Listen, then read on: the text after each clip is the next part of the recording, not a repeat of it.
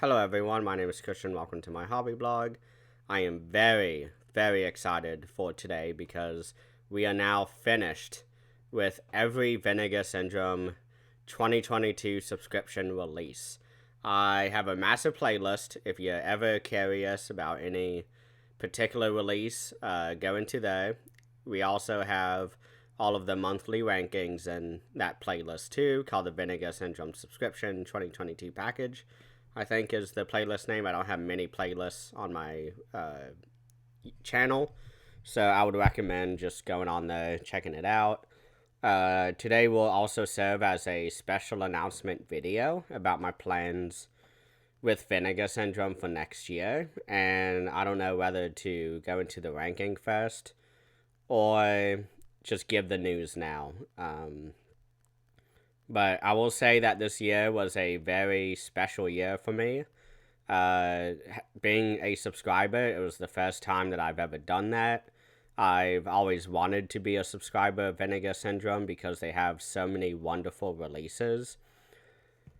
And this is going to lead into my big announcement, but I feel as if there weren't enough great releases. There were a lot of really good ones this year, but when I was compiling my top 10, I realized that my entries from 6 to 10, I've had no strong feelings on. So today I'm doing a top 5. And to give kind of the big announcement now, I'm not going to be a subscriber next year for 2023. I more or less just do not want to do the subscription reviews again. Mostly because each one, it just really felt like work. It wasn't something that was fun anymore, in my opinion. And I was going back and forth on this while I had COVID all last week. And finally, I just took out all of the movies that came out this year and put them into 3 stacks. On the leftmost stack, I guess over here from your perspective, I had releases that I did not like, that I wouldn't have bought even if I did not have the subscription. And there were a good number of them. I want to say about 5, which is an entire month's worth. And then I had the middle stack, middle around here, that was all releases where I was happy to have gone through it, but I would never go through again. And most of the releases were in this category. And so I was pretty kind of shell-shocked. Not shell-shocked, to be dramatic, but I was definitely surprised at how many releases this year where I was happy to have gone through them, but I didn't really have any motivation or even an inkling of interest in going back into this. And these are your Horror High Stanley releases. This is your I'm just looking on the shelf, Through the Fire, The Lamp, Schizoid, Shriek of the Mutilated. I think Shriek of the Mutilated, I had it on the far left stack, meaning I get rid of it.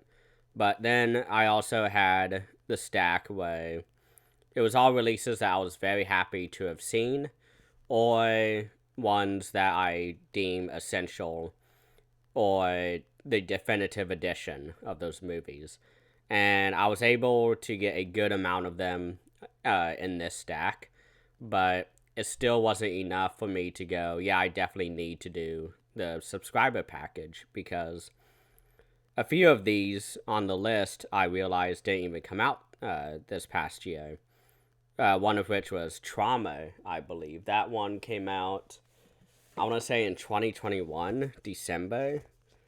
But yes, it did. So that shouldn't even be on the stack. And then I put Ebola Syndrome into that stack, and I just checked that before filming, and it wasn't from this year either. So from this stack, I had I guess I'll show that later, because first I want to show what my top 5 releases of this year are. I was going to do a top 10, but I just could not drum up enough enthusiasm for my entries for 6 through 10. So I'll do my number 5, which is my fifth favorite release, then my fourth, all the way down to my favorite, best release of this year. These may not be a surprise to people. Maybe 2 of these may be a surprise in how kind of far into the kind of the best of the best are. But I think if you know me, these will not come as surprises. But without further ado, what are my top 5? My number 5 is going to be one that usually wouldn't be so high. I think the movie is pretty fun. I had a lot of fun going through it. The special features really helped in making me appreciate the movie more, especially once we got the behind the scenes of where our main actor was in his life while doing this film. And I'm talking about, of course, this very pretty famous film in Red Letter Media kind of lore, if you watch their videos too. But this is Alien Private Eye. This was one of the earliest Vinegar Syndrome releases this year. I want to say it was February, maybe March, that this came out. And this movie is so much fun. The special features were just really strong for this. I especially loved the new interviews that were filmed with the actor who played Limro, I believe that character's name is. And you also have really great dancing, Michael Jackson type dancing, and also nudity, which is why I'm not showing it too long. But Alien Private Eye, I think, was a surprise release for me. When I was going through the stack of all the releases I would have gotten and definitely would have kept if I had no subscription, this one was kind of one that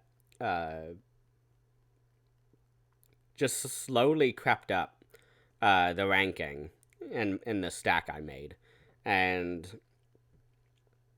I guess if you want to know more, it's been a very long time since I reviewed that package, so I don't really have too many memories of Alien Private Eye, but I remember it was a really great release.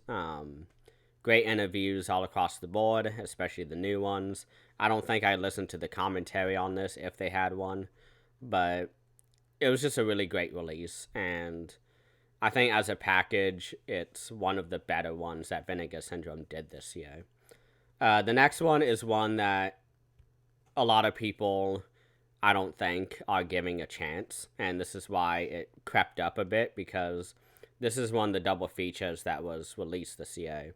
And I'm talking about the Jess Franco double feature with Two Undercover Angels and Kiss Me Monster. Both of these films are confusing as fuck, and nothing makes sense. Kiss Me Monster especially is such a not weak movie, but a very confusing movie that I think the vast majority of people would not be able to finish. I personally loved these movies. I get now the allure of Jess Franco, who is a director that I've seen now, I think 7 of his films now. And I really, really like his films. I think they are very cerebral. They are out of the norm, the extraordinary. And this release especially has arguably one of the best interviews that was recorded for any Vinegar Syndrome release, and that is, of course, the one with Stephen Throwaway, where he talks about both of these films. I went away from that interview with a whole new angle and appreciation for cinema, and those are my favorite types of interviews that are on these type of releases. I just finished up the Blowout Criterion Blu-ray release last night. I rewatched that film by Brian De Palma, and they have a really great 1-hour interview with Brian De Palma with director Noah Baumbach, who made one of my favorite movies, Marriage Story, which I reviewed on this channel for Valentine's Day, I believe. But that also has a interview on it that definitely expanded my horizons. And Jess Franco is a director who I think a lot of people sneer at, or at least don't have a full picture of what makes his films so great. And this release really goes into that with the interviews with Stephen Thrower, but also the archival interviews with Jess Franco that are on this release. I was blown away by this double feature. I was always a cautious viewer of Jess Franco. I've seen Lesbos Vampiros, and I did not really care for that movie, but I do plan on rewatching it soon and maybe doing a review of it. But that release is one that I think everybody should check out. There were people who I knew in the boutique Blu-ray sphere that were selling the copies before even opening it, and I was like, "Come on, just watch it, enjoy it. It's fun." I had a really great time with that release. But my third favorite release is going. The rest of these are going to be one of the big box Vinegar Syndrome releases of this year. And the first one is one that I was uh, very much looking forward to when it was announced. And is going to be the one that released during the halfway to Black Friday sale, Miami Connection. I don't know what else to say that I haven't already said. I went through this set many, many times. I think I watched the movie itself 4 or 5 times for the review. And this movie is one I still watch to this day since I've reviewed it. I've seen it a few more times. And I can say this release is one of my favorite of the entire catalog, let alone just for this year. We have 2 cuts of the film, maybe 3. I know there are 2 at least, but it also comes with many amazing interviews with our main director, YK Kim, Grandmaster YK Kim, and we also have a whole new documentary about the making of this movie. We also have a lost cut of the film that had never been seen before this release. And you also have an awesome, awesome cover. I love these bigger boxes where they slide in like a VHS. Well, not like a VHS, but somewhat close. But Miami Connection is one of the best, and I highly recommend checking out my review for that for more details. But Miami Connection was a no-brainer for me to include in my top 5. I think this next one is one that will be a toss-up for everybody between this and what I put as my number 1. This is one that I was very kind of shocked by how awesome this release was, because 88 Films also did a release of this, and I did not go for that one because I got this one. I was very happy with the amount of content that was on this release. And I'm talking about, of course, the film by Yuen Bu, Righting Wrongs. This is obviously going to be one of my favorite releases of this year. I watched this over and over again, just like Miami Connection. It did not lose any spiciness in the fights, in the dialogue, in the performances. The interviews are amazing. The one with Cynthia Rothrock, where she talks about being in this film, was so informative. I love the commentary tracks that were on this release, the one with Cynthia Rothrock, and a separate commentary track, because we get multiple commentary tracks. I also really like the one with Ani Vernon, I believe his name is, and Mike Lito, 2 experts of Asian cinema, and they've done many great commentaries for 88 Films also. And Righting Wrongs was a release that I was blown away by. I was just so... This year sort of marked a transition period, in my opinion, of Vinegar Syndrome, because before this year, it seemed like they were doing a lot of smaller cult films. And this year really marked the year where they were finally getting these mainstream films to release and giving them really big releases. I joked many times how this was sort of the year of MGM, and now that I'm thinking back on it, the vast majority of these releases were MGM properties, and this is a great leeway to my next one, my favorite release of this year, an MGM title, big studio film too, and this is a movie that I did my longest review of. I ended up talking about this film for an hour and a half, and I would do it again instantly, and I could do it again if I really wanted to. This is going to be for the film by Tobe Hooper, Texas Chainsaw Massacre 2. It's a shame they weren't able to recover the lost scenes in this movie that Tom Savini had recorded VHS, well, not VHS, but video cassette recordings of behind the scenes as they were shooting the scenes. But this release is the definitive edition. I don't think anybody should even attempt to release a new edition of this, because this has everything you need. It has multiple commentary tracks, it has multiple documentaries, it has dozens of interviews on this release, both old and new. You get a new not commentary, but a new interview with Tom Savini, where he just lays out on the table all the issues that happened behind the scenes. You get Bill Johnson, who played Leatherface, for a new interview talking about his experience as Leatherface. And I could go on all day about how awesome this release was. Go check out my review of it. But Texas Chainsaw Massacre 2, I knew was going to be a good release, but I didn't think it'd be my favorite release of this year. I was definitely anticipating it. I was afraid that I would end up hating this movie because a lot of people don't like this movie because of the comedy. But I don't think many people realize that Texas Chainsaw Massacre 1, the original one, had comedy in it. If you listen to the commentary track with Tobe Hooper for that for the original film, you will hear him talk about how funny the movie is, although it is very dark. And all this movie does is just ramp up the blood. There is not much blood in the original Texas Chainsaw.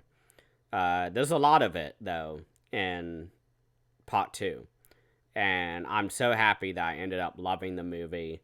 Dennis Hopper, although he hated being on this movie, I think I sort of wish he was still around so we could have gotten his story about this movie, because I don't think there's really any info out there that you can find where he is talking about why he did not like this movie. He only mentions that it was his least favorite movie to be on, and I would be curious to see why. But we don't, he's no longer with us. So that is all for today on my top 5. Again, I'm not doing the subscription for next year. I just do not want to. I want to focus more on reading next year. I've been going back and forth between having a big year where I watch 500 movies or whatever. This year I did end up watching 500 movies, and the exact number I am pulling up now. That was my goal, was 500. How many I actually watched? 648 this year. I think I'll hit 650, definitely. Maybe even tonight I'll hit that. If you don't have my letterbox, please message me and I'll drop the link. But this year was a very movie-heavy year for obvious reasons. The subscription, all of the additional releases that I wanted to do reviews of. This year, I want to be a little bit more deliberate in the movies that I watch, because I do not want to do every single release by a company ever again. Even Criterion, I could not do that for. Vinegar Syndrome, I love what they do. I think the biggest takeaway for me of this entire year has been being more make having it be a little easier for me to tell whether I will like a release or not. This movie or this experience has really informed my taste and made me realize exactly what I love about cult films. So that is it for today. Thank you all so much for watching. And please tell me what your favorite releases are for this year. Have a happy new year.